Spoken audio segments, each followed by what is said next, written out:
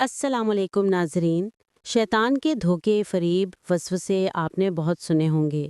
اس video میں وہ حدیث بیان کی گئی ہے جس میں رسول اکرم صلی اللہ علیہ وسلم نے فرمایا کہ ابلیس کا تخت پانی پر ہے اور وہاں سے وہ اپنے شیطانوں کا لشکر لوگوں کو گمراہ کرنے کے لیے بھیجتا ہے، لیکن اس کے نزدیک سب سے بہتر کام وہ ہے جو میاں بیوی کے درمیان اختلاف پیدا کرے۔